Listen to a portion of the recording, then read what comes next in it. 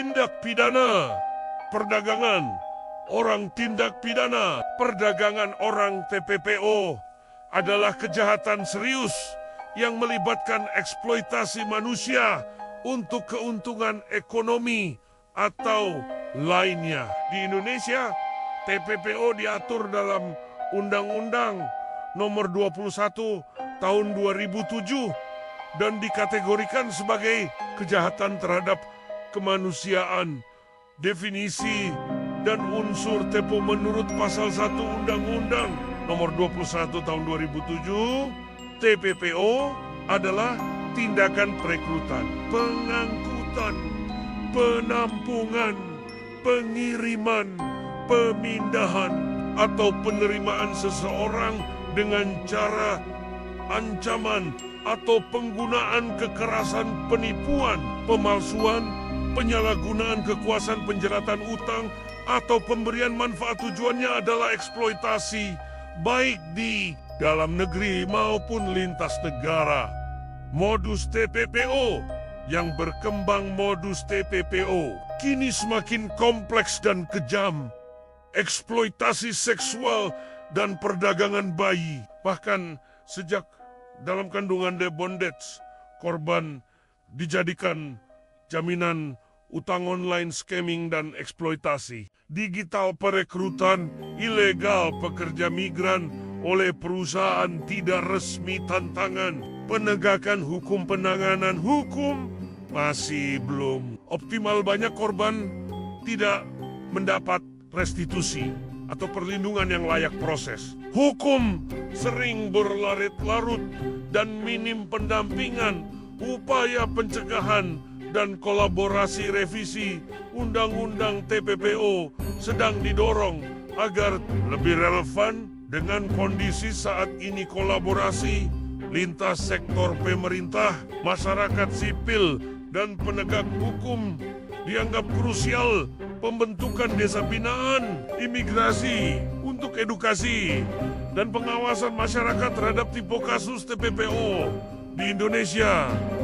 Tren, modus, dan tantangan kasus tindak pidana perdagangan orang TPPO di Indonesia menunjukkan tren yang mengkhawatirkan. Berikut adalah gambaran terbaru berdasarkan data dan laporan resmi statistik kasus TPPO 2021 sampai 2025. Tahun jumlah kasus TPPO 2021 150 kasus, 202 2173 kasus, 202 3734 kasus, 2024317 kasus, 2025442 kasus hingga Juli. Lonjakan signifikan terjadi pada 2023. Diduga karena meningkatnya modus online scamming dan eksploitasi digital. Modus yang sering diguni ekonomi kerja di luar negeri dengan gaji besar, tapi berujung eksploitasi program magang palsu, seperti kasus Ferienjob ke Jerman yang melibatkan 33 kampus dan 1047 mahasiswa penyusupan dalam rombongan haji atau umroh dengan dokumen palsu. Scamming digital di Kamboja, Myanmar, dan Filipina. Korban dijadikan operator penipuan daring. Kasus-kasus menonjol kasus Marian Skabu, pekerja migran asal Kupang yang cacat fisik akibat kekerasan di Malaysia, menunggu keadilan. Selama 8 tahun 22 kasus buruh migran mandek di kepolisian sejak 2014 dengan restitusi 5,6 miliar rupiah. Belum dieksekusi 189 kasus TPPO di semester pertama 2025. Mayoritas korbannya anak-anak dan perempuan. Tantangan penegakan hukum korban sering hanya dijadikan alat bukti tanpa pemulihan.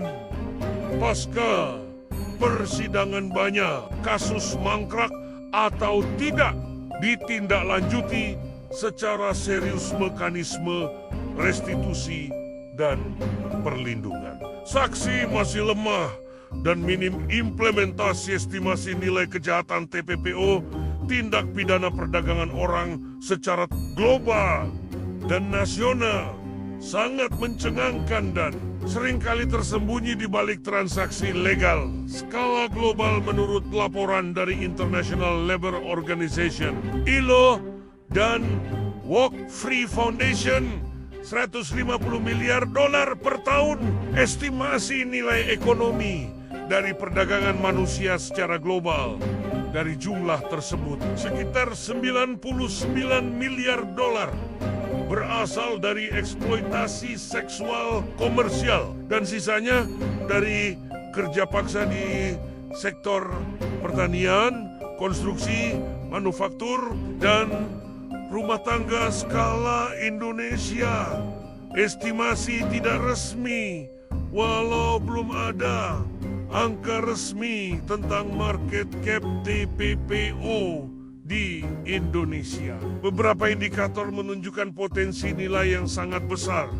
Jumlah korban ribuan WNI menjadi korban setiap tahun modus kejahatan, termasuk pengiriman pekerja migran ilegal, eksploitasi seksual, perdagangan bayi, dan penipuan daring transaksi terkait. Dalam kasus yang bersinggungan dengan judi online dan penipuan daring yang sering tumpang tindih dengan TPPO, nilai transaksi mencapai Rp3027 triliun pada 2023 dan Rp17,4 triliun hanya dalam semester pertama 2024. Pencucian uang, dana hasil TPPO sering dicuci melalui money changer dan cryptocurrency, memperkuat jaringan kejahatan lintas negara. Catatan penting, karena TPPO adalah kejahatan terorganisir dan lintas batas. Nilai ekonominya tidak tercatat dalam sistem keuangan formal. Maka istilah market cap di sini lebih bersifat estimasi gelap berdasarkan dampak ekonomi dan volume transaksi ilegal. Kasus terbaru TPPO di Kamboja yang melibatkan judi online menunjukkan pola eksploitasi brutal terhadap WNI, terutama perempuan muda. Contoh kasus terbaru 2025, korban Ita nama samaran dijebak oleh mantan kakak kelasnya dengan tawaran kerja bergaji tinggi di Bali, ternyata dikirim ke Phnom Penh, Kamboja, dan dipaksa bekerja sebagai admin judi online ketika gagal memenuhi target. Ita dikurung selama sebulan, disiksa secara fisik dan seksual. Bahkan diancam dengan rekaman video kekerasan. Korban Puspa Yogyakarta dijanjikan kerja di Thailand, tapi malah dijual ke sindikat scam di Kamboja. Dipaksa menipu warga Indonesia lewat aplikasi palsu dengan target 300 juta rupiah per bulan. Jika gagal, korban disetrum atau diancam dilempar dari lantai 3. Korban Syamsul Diana Ahmad Sukabumi dijanjikan kerja di Singapura, tapi dikirim ke Kamboja dan dijadikan operator judi daring. Meninggal dunia akibat serangan jantung di tempat penampungan. Jenazah dipulangkan setelah 43 hari. Modus umum yang terungkap, rekrutmen lewat media sosial Facebook, Telegram, iming-iming, gaji tinggi dan pekerjaan legal, penahanan paspor dan ancaman denda jika ingin pulang, target kerja yang tidak manusiawi dan hukuman fisik jika gagal, eksploitasi seksual, pemaksaan membuat konten dewasa, dan ancaman penyebaran video skala kejahatan. Dari total 7.628 kasus TPPO, sebanyak 4.300 terjadi di Kamboja. Sejak 2021 hingga Maret 2025, mayoritas korban adalah anak muda dan perempuan, termasuk lulusan SMA dan sarjana. Ada dugaan kuat, tapi belum ada bukti hukum yang mengikat. Kematian diplomat muda Arya Daru Pangayunan memang memicu spekulasi luas, terutama karena ia pernah menjadi saksi dalam kasus TPPO di Jepang. Beberapa analis dan mantan pejabat tinggi kepolisian seperti Komjen Purn Ito Sumardi bahkan menyebut kemungkinan Arya dibungkam oleh sindikat TPPO karena posisinya yang dianggap berisiko. Fakta yang mengarah pada dugaan keterkaitan, Arya pernah menangani evakuasi WNI korban TPPO di berbagai negara. Ia disebut sebagai saksi kunci dalam pengungkapan jaringan TPPO. Ada hilangnya dokumen penting milik Arya setelah kematiannya. Lokasi kematian dan kondisi jenazah kepala dililit lakban. Kamar terkunci dari dalam menimbulkan banyak kejanggalan. Namun, versi resmi kepolisian menyatakan tidak ditemukan sidik jari atau DNA orang lain di tempat kejadian perkara. Ada riwayat gangguan psikis dan niat bunuh diri sejak 2013. Polisi menyimpulkan belum ada unsur pidana dan kematian. Diduga akibat mati lemas karena gangguan pernapasan. Kesimpulan sementara, meski ada dugaan keterkaitan dengan TPPO, penyelidikan resmi belum menemukan bukti yang mengarah pada pembunuhan atau keterlibatan pihak lain. Namun, penyelidikan belum dihentikan dan publik serta keluarga Arya terus mendorong agar kasus ini diusut tuntas.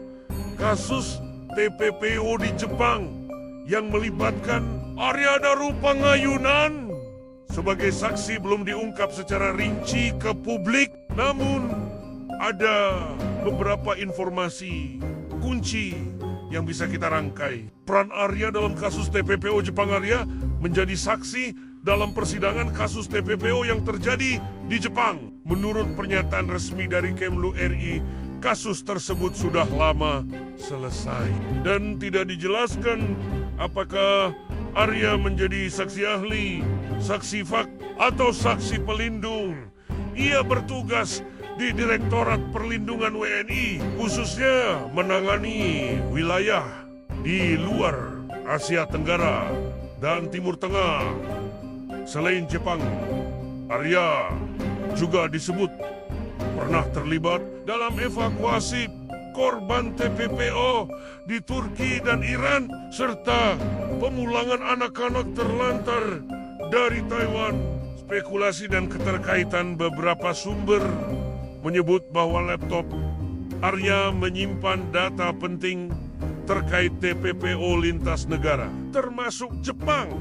Mantan Kabareskrim Komjen Purn Ito Sumardi menyatakan bahwa Arya adalah saksi penting dalam jaringan TPPO di Jepang, Kamboja, dan Myanmar, dan kematiannya bisa jadi terkait dengan informasi yang ia miliki. Namun, Kemlu RI meminta agar publik tidak mengaitkan kasus TPPO dengan kematian Arya karena belum ada bukti yang mengarah ke sana. Kesimpulan sementara, kasus TPPO di Jepang yang melibatkan Arya sebagai saksi tampaknya berkaitan dengan perlindungan dan pemulangan WNI korban eksploitasi. Namun detailnya belum dibuka ke publik. Peran Arya kemungkinan besar bersifat operasional dan investigatif, bukan administratif semata. Kasus TPPO di Jepang yang melibatkan WNI memang tidak sebanyak di Kamboja atau Timur Tengah, tapi tetap memprihatinkan dan kompleks. Berikut adalah gambaran umum dan beberapa kasus yang pernah terungkap modus umum TPPO di Jepang. Pekerja migran ilegal, banyak WNI masuk dengan visa turis,